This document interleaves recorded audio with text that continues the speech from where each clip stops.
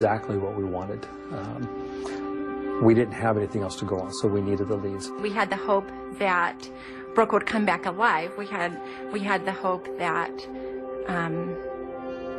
some lead would turn into something substantial.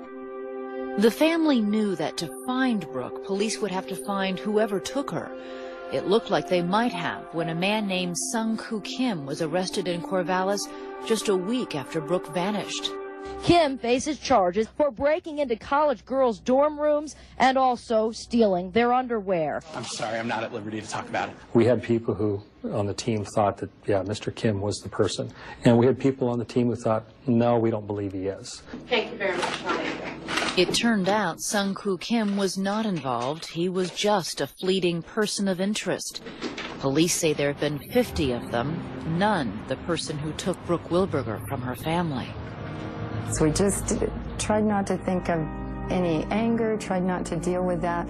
Our whole objective has been to find Brooke. As leads went nowhere and the months went by, press attention faded, and the family was left alone with their dwindling expectations and their worst fears. My oldest daughter, 5-year-old at the time, I think we were making cookies or something like that, and she said, you know, Mom, I think that someone probably killed Aunt Brooke.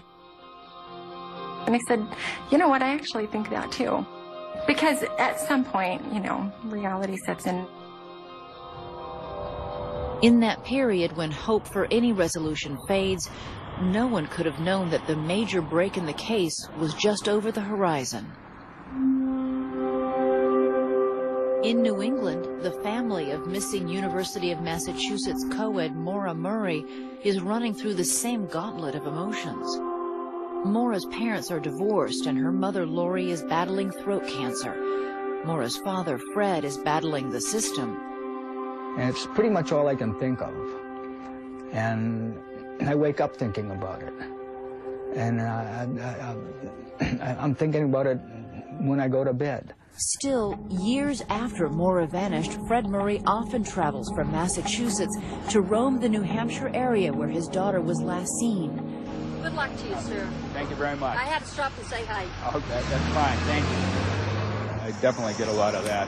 Everybody is sympathetic, and they would help if they could. My daughter, named Maura Murray, she was a girl. Fred Murray has become his own detective, doing an amateur version of the investigation he says police never did. No police went up and down the street asking people. These neighbors weren't asked about what they saw that night for about 10 days, and that was only after the family started, you know, screaming about it. There are literally thousands and thousands of hours that have been dedicated towards coming up with, you know, what happened to Maura Murray.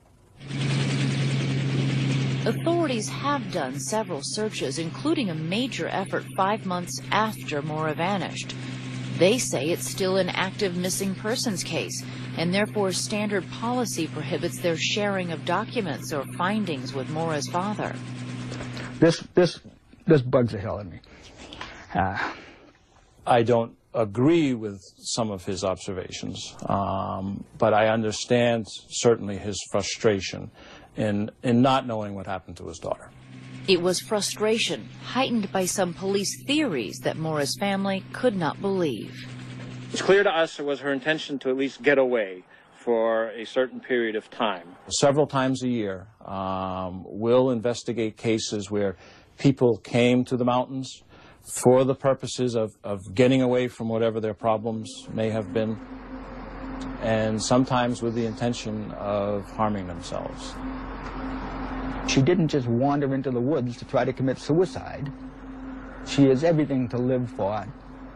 She was going to graduate in June into a nursing career. She was about to get engaged.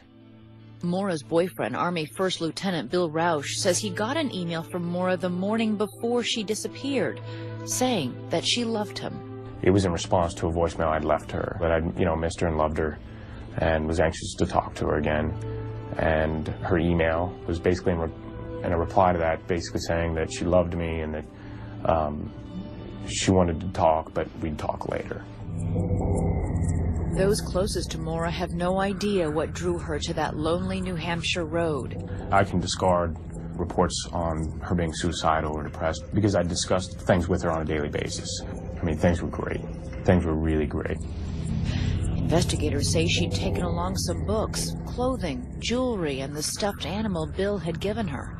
What further surprised the family were some things police and reporters found that she'd left behind. It was clear from a search of her room that she had packed her belongings and had intended to leave school. She didn't tell anybody where she was going other than emails she sent to professors saying that there had been a death in the family and that she needed to leave unexpectedly. There had not been a death in the family. So it was a clear indication to law enforcement and the investigators that it was her intention to leave. Why she chose or arrived in the Haverhill, New Hampshire area at this point is an unknown. I don't know why she went to New Hampshire. I don't know why she left the University of Mass. But it doesn't matter why. Because once she had the accident, she's introduced a whole new set of variables. There's so many uncertainties that we just really can't grasp hold of. And when I tell a story about my girlfriend, I mean, am I telling the story about my ex-girlfriend? Am I telling the story about my former girlfriend, my current girlfriend? It is difficult, but the fact still remains that right now she's not here, and it doesn't seem likely that she will ever be here. So. Hope doesn't fade. That's what I live for, you know, without hope that I might see her again, you know, and it's, the bottom drops out for me.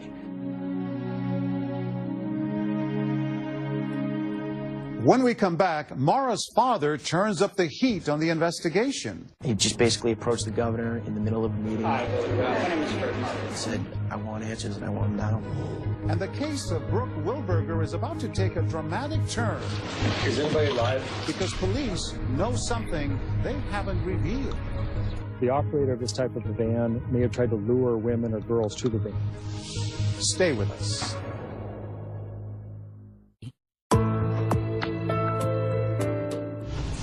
It's been almost a year since Maura Murray and Brooke Wilberger disappeared. As police continue to follow up on leads, they get a break in one of the cases. Meanwhile, the girls' families cling to hope. Here again, Elizabeth Vargas. Seeing each other every day and holding each other every day, we planned on that and we looked forward to that. We never really got to start that. We never got to come home to one another. On the Tuesday night that Maura Murray's boyfriend Bill Rausch and his family learned she'd vanished in New Hampshire, they thought Maura would show up any day with an explanation, and they had planned a welcome home. Maura loved Diet Mountain Dew, and she's the only person that I've ever known of that would use red licorice Twizzlers as a straw, you know, so we bought her a package of red Twizzlers and Mountain Dew, Diet Mountain Dew, and I'd say they were over a year old before one day Bill said, I can't keep this here. It's too painful of a reminder. We have no more answers than we did, you know, that Tuesday night.